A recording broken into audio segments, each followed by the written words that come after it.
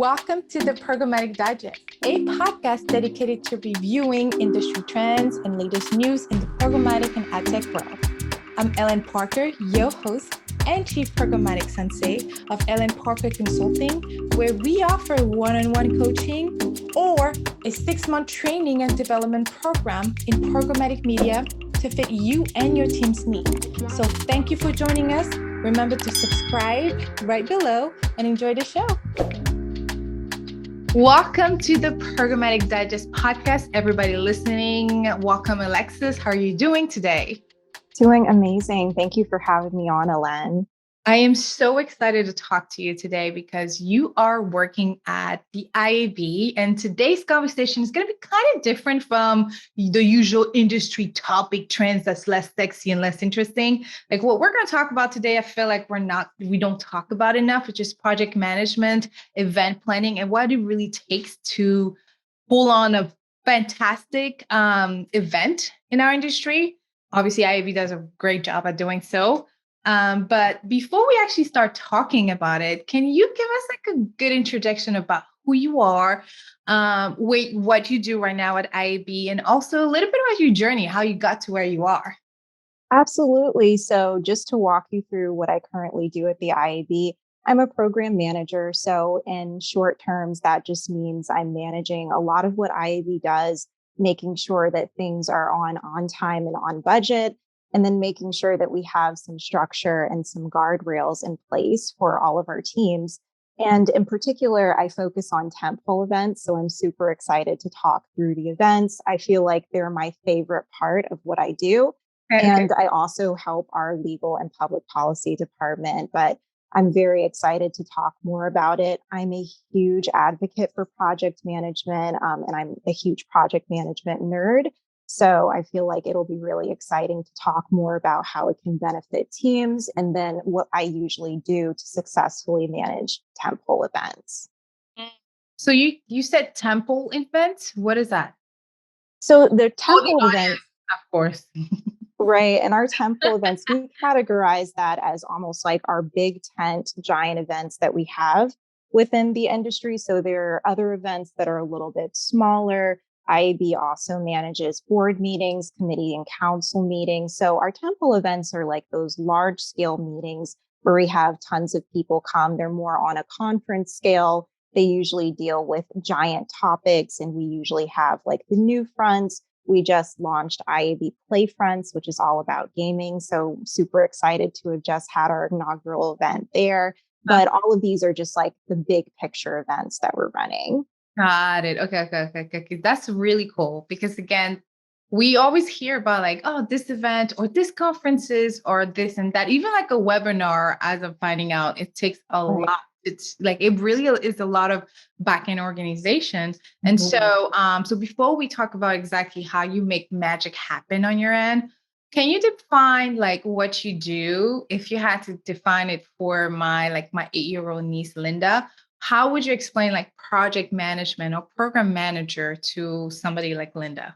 Yeah, absolutely. So I would put it really simply as we're the people who keep the train on the track. So if you're just thinking about any type of project, I would be there making sure that there's a plan in place.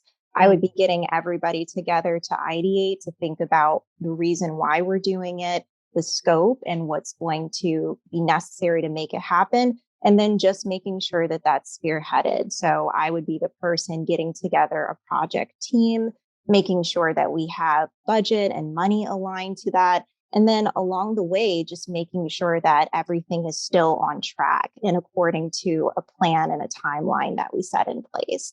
And if you want to get super technical about it, there are different fields within project management. So we have project managers, which are more on the smaller end. So we would actually manage those one-off things. So think of it as if I were saying, I'm just going to manage this one event. So that would almost be considered project management. But then there's program management, and you almost look at that as a giant portfolio of projects. So I'm in the latter, where it's like you manage all of these projects and they're all correlated and you really want to tie everything back together.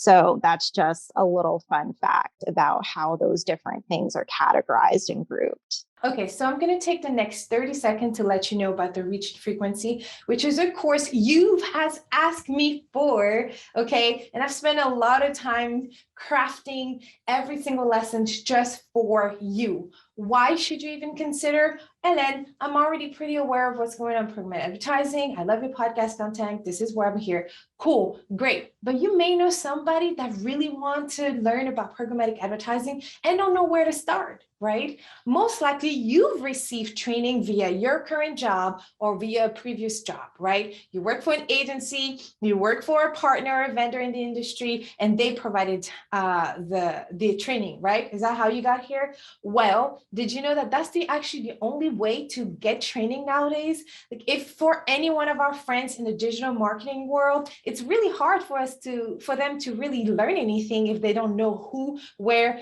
and really what to look for. So the reach and frequency course is geared for those people. It's going to take you from 0 to 100, from fundamentals to how to run a successful programmatic media campaign, how to run a successful department if you wish to be a leader or lead a department in programmatic advertising. The reach and frequency course is for you. Okay, we talk about anything from fundamentals. We talk about anything from who are the key players in the industry. But the biggest thing is that I give you my recommendation, my feedback, my guides. I was a trader. I was a buyer for 8+ years, right? And I led teams of buyers. So I'm really, really, really good when it comes to running a programmatic advertising strategy, implementing, executing, optimizing, and reporting on, and then selling some more. So I'm really good at that. So yeah, you can probably get most of this training out there. Great. Don't only stop with my course, continue training, because that's what it's all about, right? But what you won't get anywhere else and you'll get with me is all of that experience I've been able to gather, you've been able to implement. Like this is an interactive course for you to learn anything you should know about programmatic advertising, whether you're already working in it or you're trying to work in the industry. So check out the Reach and Frequency course brought to you by me, your very own programmatic coach. I'm very grateful for this experience that I've gone through the last 2 years, and I'm here to teach you everything that I know. Check out Reach and Frequency live, reachandfrequency.live. And now back to the episode. That's really interesting because I think it's like so much going on, but you just show up and admire, like you just taste the finished meal, right? You don't really understand how long it's been in the works of like cooking and all that stuff. Right. But so I'm really honored that you made the time to come onto the podcast because, like I said, there's a lot going on when it comes to event planning, and most of us listening don't always understand what it takes. And so we're really excited to have you on. And also, like, I wanted to talk to you because I know you're unclaimed introvert, or can we claim it? Yeah, I am a proud introvert. So okay. Very happy to say that. Because in our introduction, our previous introduction, I told you I was an extrovert, but sometime I wouldn't mind just like, even though I'm an extrovert, I still need to go recharge after being in like an event space. Like yes. Networking is amazing, but like a couple of days after, I'm like, whoo, child, I just need to do nothing today. Exactly. So before the end of the podcast, we'll definitely talk about the importance of networking, which ties into event planning, like why you should attend some of those events that you take so much heart and soul into planning. But let's talk about the planning piece. So talk to us is like the most exciting part of project management, planning an event, but also like the things that we as consumers, right, like attendees would not think about even. This is actually really important. And if this is not happening, you don't get to do or experience it this way. Yeah, absolutely. So I'll start with my favorite part. Yeah. And I would have to say that that's the kickoff. And for anybody who doesn't know what a kickoff is, it's just getting the team together. And that's basically when we're just like, hey, everybody, we have our project. We know what we're going to do. Let's get pumped and let's talk about what this project is going to be. So in my eyes, a perfect kickoff makes me so excited because it feels like my team is invested. We know what we're going to work on. We get really excited. So I would say the planning phases are my favorite part. Like just that excitement and just getting the ideas together are super refreshing. And it's really interesting to just see how things progress and just seeing how we start out with a tiny idea and then seeing that come to life in the launch. That's really dope. And so there's a kickoff and then there's the planning part, right? Exactly. So you probably have a project lead that lets everyone know, like, hey, this is going to be needed to be done. Hey, Alexus, you're in charge of this or whatever, whatever. Right. And actually, I would be that project You lead. would be So in that the kickoff, it's just me getting everybody together, which would be like our project team, and project. saying, hey, this is what we've decided. Our stakeholders have signed off on this. This is what you're going to be working on. And this is the timeline. We also go over governance. So just talking through who's responsible for what and how things are going to be filtered throughout the project. And then also a communications plan. So just making sure that we're all on the same page and we know how information is going to be filtered. Let's talk about that communication plan because I feel like we all need a Yeah. communication plan anywhere in the programmatic field, okay, at different levels. So what is that, and why do you think it's so important? Yeah. So a communications plan is exactly what it sounds like. It's just making sure that we have something put in place so that we're talking appropriately, that we're making sure that the lines of communication are open. Because as you know, a lot of these things are happening with several different teams operating at the same time. So it's really easy for wires to get crossed and for silos to be built. So for me, what I like to do is to just highlight, hey, everyone, here's all of the tools that you have in place to make sure that you're getting the proper information. And a lot of times, like the PM will really get into the weeds of this and kind of find their own system and their own cadence for making this happen. Like for me, I usually do a weekly status report and I highlight all of the next steps and what needs to happen so that my teams are kept in the loop. And it could also look like communicating project status. So making sure that people know this is really going off the rails. We need to start corralling you guys back and getting you back on track with these things. But communication becomes so very important. And then just adjusting that to different stakeholders will really make or break how successful your project will be. That's really cool. I had a question and it just left me because you said something about status. I was gonna ask you, like, when is so can you like share maybe not only when you were part of the IAB, but like in your career, can you share like when there was like a project that really went off rail and this like you had to really this was your superwoman moment? And like don't be humble about this story because we really want to know because like somebody's going to listen to this and be like, oh, wow, there's so much versatility in the programmatic advertising world, right? And that's the whole point of having this conversation. Like you can literally be, you don't have to only be like an account executive in C-suite sales or a data analyst or even a programmatic media trader, which is my background. You can literally do everything from like down to project management or program manager. So that's why I'm asking this question because eventually the podcast is going to hold one day type of conferences where we'll bring some of those guests back into like a one day workshop and really highlight networking, which we're about to talk about in a hot second, but really highlight networking locally here in Raleigh, North Carolina, which is where I'm located. Because I think that and that's not shade to IAB also, but I think like most of the big events are in the New York. And I feel like we have like a really great digital hub, for instance, here in Raleigh and in Charlotte, which is 2 hours away. And like I wish we had more of those events locally. And I feel like it would maybe help even like from a economical perspective, like for Raleigh, a city like Raleigh, a city like Charlotte, a city like Charleston, South Carolina, a city like, I don't know. I mean, Orlando is pretty popular, but like, like different type of cities that our industry don't always hold like yearly or bi-yearly events. So for somebody like me, what would be like advice to, so, okay, if you want to get started, how would I get started? Right after you tell us about your Superwoman moment.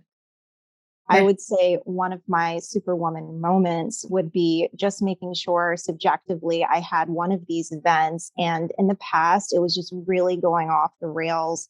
Nobody was seeing eye to eye, and it was just very chaotic. So, whenever those things happen, I really pride myself on bringing everybody back together and just giving them a sense of calm and just saying, hey, everybody, let's get in a room and let's talk about it. So, there's lots of moments where it just causes us to just pause. And there's been times where I've had to insert myself and just be like, hey, let's just pause and get this back on the tracks. And I'm super proud of doing that for a lot of our events and just making sure that everybody's kind of on the same page.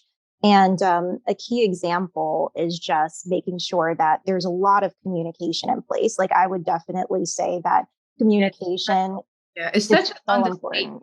It's such a it's so underrated. Like communication is so underrated. It's crazy, but it's so It important. is. It Right? is. It's Right. so important. And even if it's just basic things, like for me, it's all about implementing processes. So I would Love say that that, talk. We love that talk yes, here. I would say that that's my biggest thing. Just Mhm. making sure that when things are inefficient, just being able to look ahead and predict and to say, this looks like it's not right or something's happening here. Let's address it before it actually starts going off the handle. So I'm super proud to have been able to implement things in the organization and to really make things easier by creating processes, by building status reports, by making sure that we have tools in place so that we can increase accountability. So I would say that it's all about just being that person who holds others accountable and just making sure that there's some sort of structure in place and just staying innovative, like just thinking about things that we can continue to change and make more efficient. So your Superwoman power would be being a great shepherd, I would say, Yeah, get I would definitely say that. And I think that think it's it's a perfect great because step. that's essentially what project management is. It's just shepherding everybody and really just making sure that there's some sort of structure in place and that we're starting to think about things more strategically. Wow, that's really powerful. So for somebody like me that wants to start, like what would you advise me? Because I feel like a lot of agency partners I work with have so much power to share and so much voice in their local markets. And I'm like, oh, wow, more people in your market should hear about what you're doing. And the Right. best way to do it is like make an event, right? It's not only about pitching yourself, but ultimately it's almost like your ability to say, hey, I'm really great at what I'm doing. And I know I can help you, but at the same time, you can also help me or help this person that helps this person, help. And so Exactly.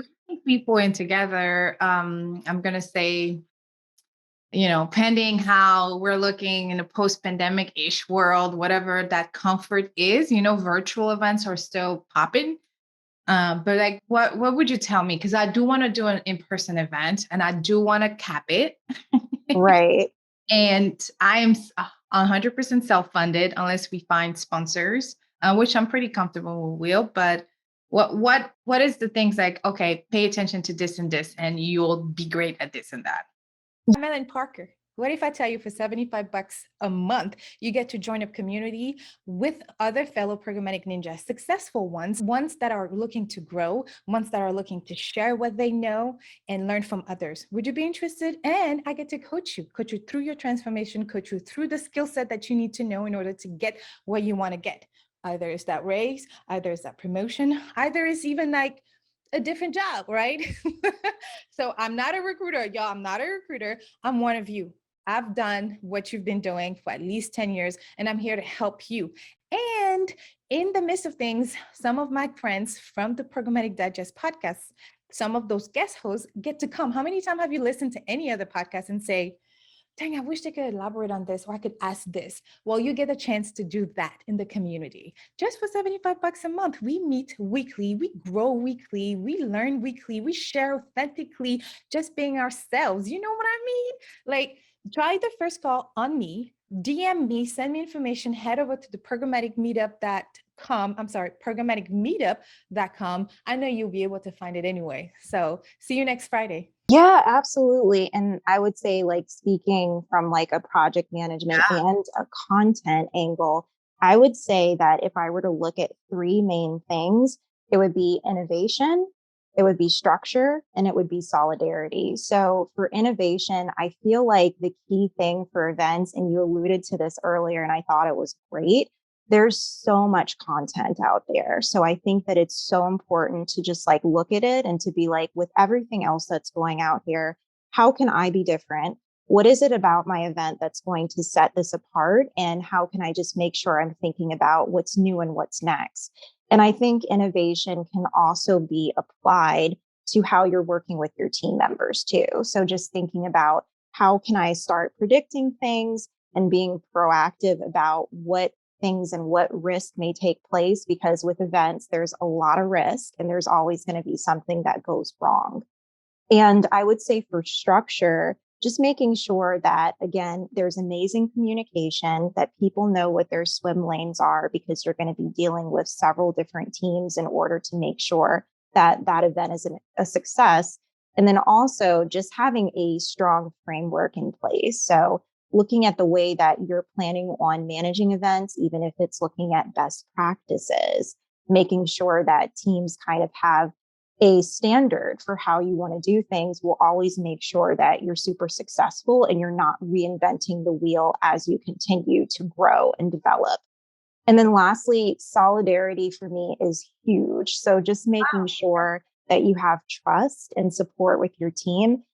Part of what I love about being a project manager is just the teams that I get to work with. I love working with people. And even though I'm an introvert, I also consider myself an ambivert. I do love working with people. So just making sure that your team feels supported, that's huge. And making sure that the project will be successful and that everybody feels bought in. Like, that's something you want them to get excited about, because they're a part of making this successful. And without your team, you would not have a successful project. You're right. I mean, and that goes to anything in life in general. Like, without your support system, without your village as a parent, Yes. without, like, your team. And it's really great that you highlighted that, because I think it's really important to keep saying it out loud. Like, without your team, like, you'll be doing all of it together by yourself, and that's almost impossible. And so, Exactly.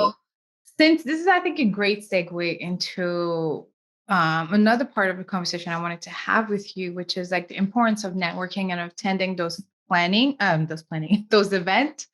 I know that I've worked a lot with teams that are more on the introverts, as a programmatic media buyer, as an ad ops person, as like even a data analytics, sometimes the most of the interaction you get is from the internal team. And then some client facing if it's required from your account. And Right. so there are not a lot of opportunity for programmatic ninjas like myself to attend industry events. I quite frankly, I don't agree with it, because everybody should be able to get that experience, could have Absolutely. network, because you learn so much. Like, there's like vendors out there. Like, it's so essential for even like the success of how we operate internally, but also how we bring in business, and additionally how like that business is retained, which is what the programmatic ninja is here for, right? Making sure that that campaign is performing. And Right. so most of those programmatic ninjas, not all, y'all don't get in my DMs about what I'm about to say. I'm just letting you know. Most of the teams I've worked with were either, like you said, I like the term ambivert or Mm. introvert. And they admitted, like, we wanted, some of them told me, we want to attend some of those conferences, but Mhm. it's like exhausting to be in public. We don't know how to approach people. We don't know what to say. And when they hear that we're not decision makers, it's almost like, oh, well, we're not taking us seriously or whatever. Right. What would be like something you want to tell that individual, like, maybe you might not like people like that, or maybe you recharge by yourself. Hmm. Because sometimes I don't like a lot of people, I'm not gonna lie. But right, I like people, but then like after 3 days, I'm like, I need to just hide under my covers. Right. Like, what would you tell that person listening? Because it's so important to network nowadays.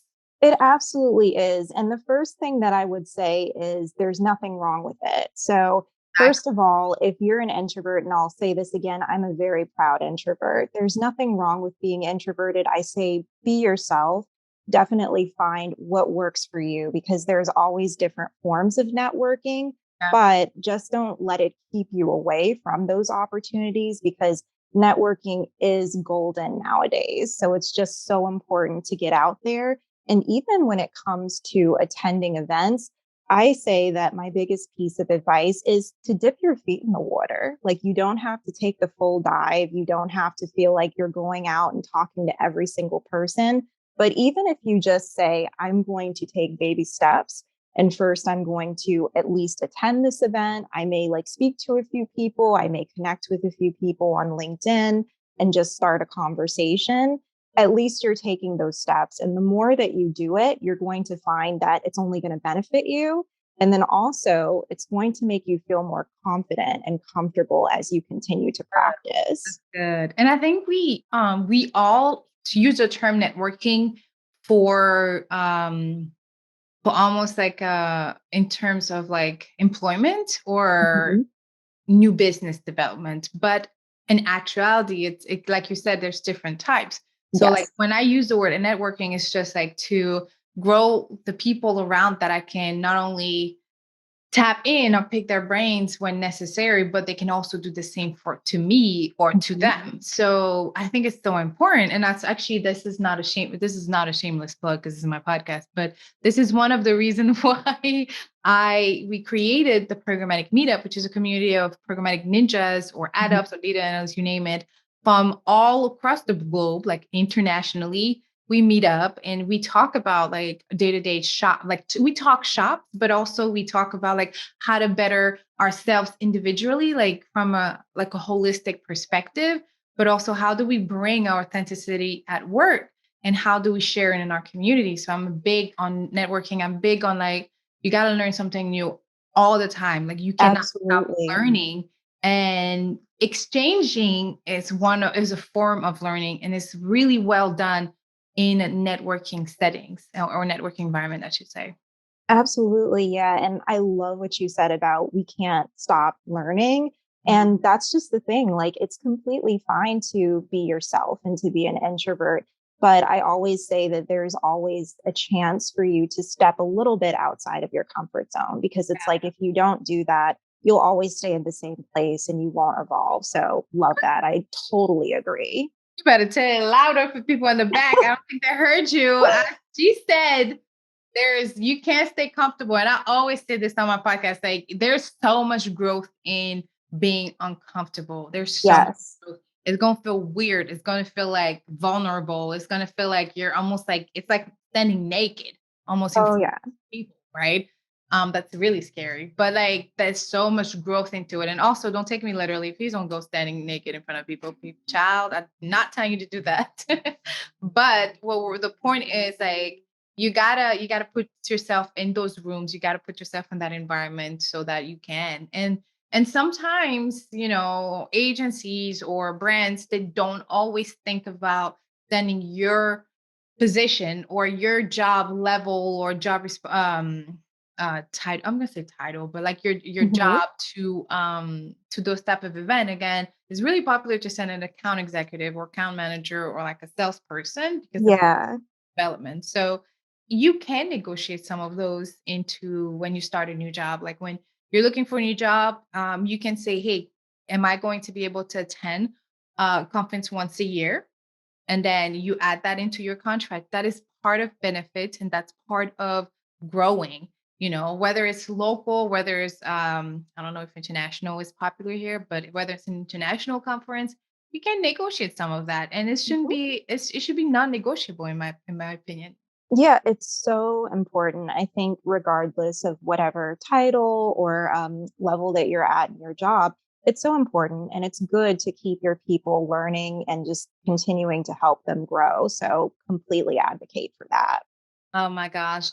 So last question before we go into the closing segment, but talk to us a little bit more about your journey to where you are now in terms of like the different skills that you acquired, but you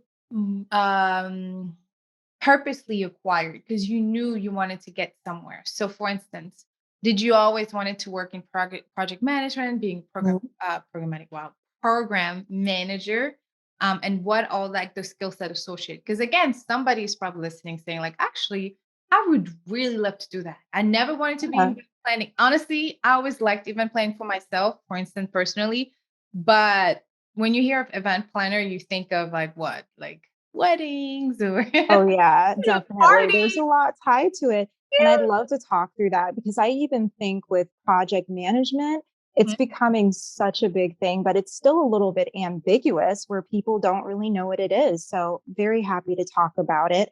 I'll start with my journey, and I'll start with very early stages, like first job, Alexus. I was a sales development representative, and that's a fancy word for somebody who basically books leads for account executives. So I would be on the phone, I would be trying to get cold leads, I'd be sending emails. Oh, cool. It was a lot of stuff, and it was actually really fun for me at the time, just because I always had a sense of creativity. So I really had fun, like drafting my emails, being like, how can I be creative? How can I say something to this person that will get them to want to talk to us? And along that path, I think that I built a lot of soft skills around communication and around engaging with people, figuring out how to manage different people and their expectations. And it was really an interesting journey because that was kind of the first time that I decided, you know what, I feel like I'm starting to learn myself and what things I like to do. But I don't think that this industry is for me. So it's like, as an introvert, I was like, I don't think sales is your thing. So it kind of took me a little while. I tried dipping my toes in other areas. I was like, maybe you'll like marketing, maybe you'll like something else. So I really started looking for more positions in marketing. And luckily, I did find myself at the IAB, and I was so happy to be there because for those of you who don't know, like they have everything that there is to know about the advertising space. So as somebody who was starting out, I was so excited, and I still am to this day, to just be surrounded by content and to just soak things up and to continue to learn because the space is always evolving. So it was a really exciting move for me because I got to be around there. I got to learn so much. And then I also got introduced to project management, even though I wasn't a project manager at the time. Mhm. So I was working a lot with those smaller meetings that I was talking about. We have like a lot of council meetings, committee meetings that several people get together and figure out how to create things. Like we would talk through business decisions, we would talk through creating content, building guidelines, making sure that we can actually make an impact and continue to grow the advertising space. And I would essentially be the person behind the scenes, making sure that everything was happening when it needed to, reminding people, building timelines, just moving things along. And for me, that was when I first figured out I really like this. And then also, I was like, you're really good at this. You're an organized person, you're tactful, you're good at having conversations with different stakeholders. Awesome. So that was when I first got my taste of project management, even though I wasn't officially a project manager. So back to your question around like the skills and maybe somebody who's thinking project management may be for me or I'm interested in it. That I would part, yeah. say that it definitely starts with a good sense of organization. So if you love to organize, if you're a person who's like Marie Kondoing and you just really like how things fall together and just making it like neat and structured, definitely would say that a PM future may be one for you. And I would say another good tool or skill for you to have is really being able to manage up, having a good sense of working with different stakeholders. So you'll definitely need to be a person who can manage different personalities and who knows how to just move things along in a tactful way. I think that that's a great skill to have. And then I would also say somebody who is a creative thinker and somebody who can think on their feet. Good. That's really key because with Mhm. projects, there's going to be risk associated to everything. And I was once told about statuses and things being on track. Nothing is ever usually on track. And if you do have something on track, then that's fabulous. But a lot of times there's usually something going off the rails, or it's a yellow, or it's at risk. Yeah, yeah, So I think you need to have a strong sense of being able to address risk, and you need to be able to just pivot and to manage that head on, and to be a little bit ready for the risk and not so risk averse when it pops up. But there's so many things that go into being a PM. And I encourage anybody who wants to do it to definitely look at it, because there's so many industries that use project management. But that's a little bit about my journey. And then I ended up basically being promoted to build our first program management team at the IAB along with a few others. But it's been a really exciting journey. I would yeah. say that it's a little bit of a happy accident the way that it happened. And I'm glad, because I think a lot of us don't always know what we want to do with our careers, and it just happens. So, I feel like that's about it. And that's like the story of Alexus and how I came from sales all the way to project management. Wow, that's so dope. And you're right. Like a lot of us are, and I think you just normalized it for us, right? You gotta test it. I mean, you Yeah. try somewhere and then not like it and want to pivot.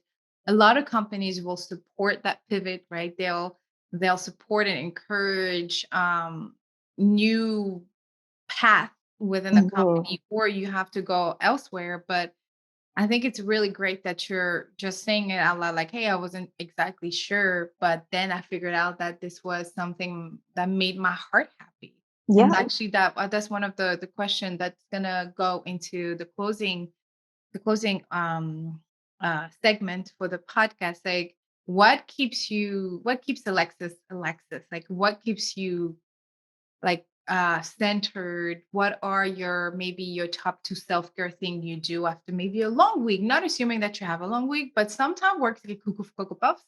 So when you have whatever that definition of cuckoo for cocoa puffs is, but whenever you have those cuckoo days, what makes you like, I definitely need to like go work out? Or I have a daughter, Yeah.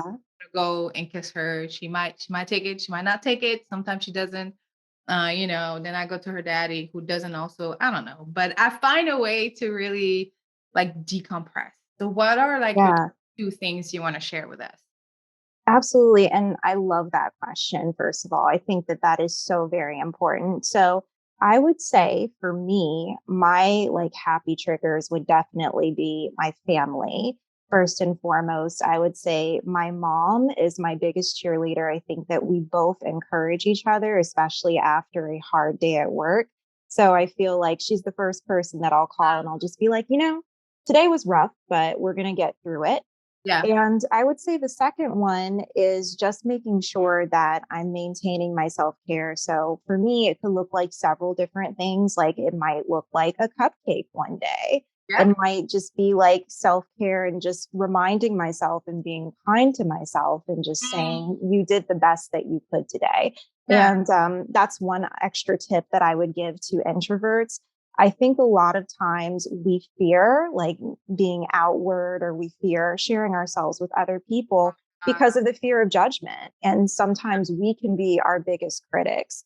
So I've been really working on just making sure that I continue to encourage myself and empower myself from within, and just remind myself, be kind.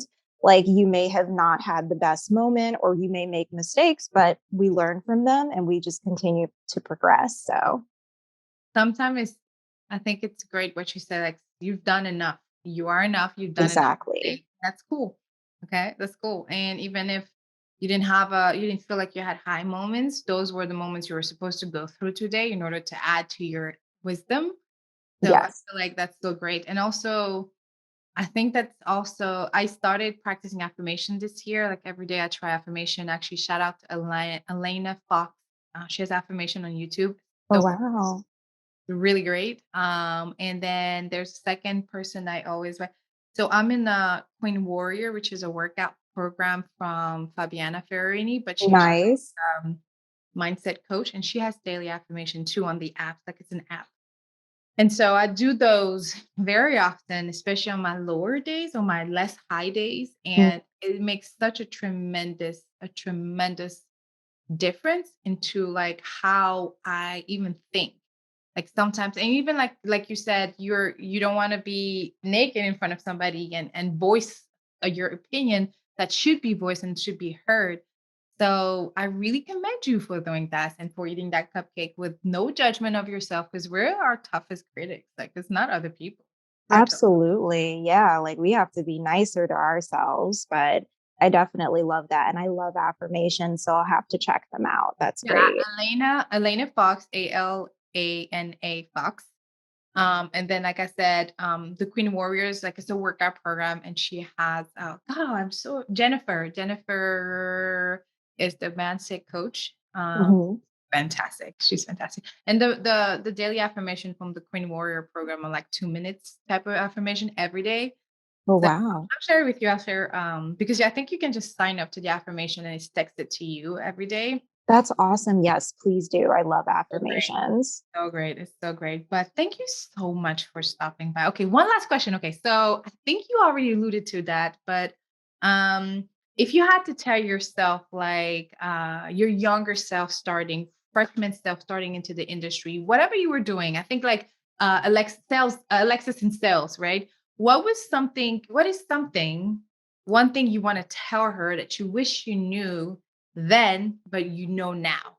What is that one thing? Yeah. Yo, if you're starting in your career, make sure you do.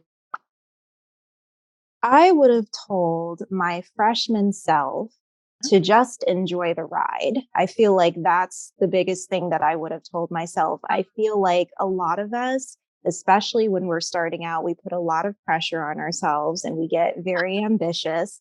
And we're just like, this is my perfect process and my perfect outlook on what I'd be. Mhm. And, I feel like sometimes the more that we try to plan, there's a saying that the more you plan, God laughs. I feel Yeah, like it's just like tell you're God messing your yourself plans and up. hear him laugh. I think it's tell God your plans. My best friend Angela told Yeah, me that one day because I was like upset because I wanted to do something in my life. I think it was like buying a home like before getting married, like as a single woman. right. And I love my husband. I didn't get to do it. Now we're homeowners, but Mhm. that was like one of the independent superwoman thing I wanted to do, even though it's not even. And she was like, "Ha! Somebody told me Yeah. tell God your plans and hear him laugh." So here it is. Exactly, exactly. Enjoy That's the ride. exactly it. But I wish that I would just say, hey, just enjoy the ride. You're going to get there when you get there and just learn, soak up as much as you can and always see like others as and I would say to just assume the best and to prepare for the worst. So Mhm. just make sure that while you're interacting with others that you're learning from them and that you're just enjoying the process. And I feel like things will fall into place as they kind of go along. We can talk to Alexis all day. I'm not gonna lie. Maybe we Yes. should talk to her a little bit every day. Maybe you should send us those 2 minutes yourself to us because this was so great. But I want to be respectful of your time. So thank you so much. If anyone wanted to reach out to you just to ask questions about what you do or even about the IB, Yeah. where should they reach out to? They can absolutely reach out to me over LinkedIn. I am always happy to chat. So please don't be a stranger. Perfect. I will have all of Alexis information in our show notes and description as always. And on social media, you'll get to, we'll tag you on LinkedIn post so that people can follow you. But thank you so, so much, Alexis. You're amazing. Oh, thank you. It was such a pleasure, Ellen.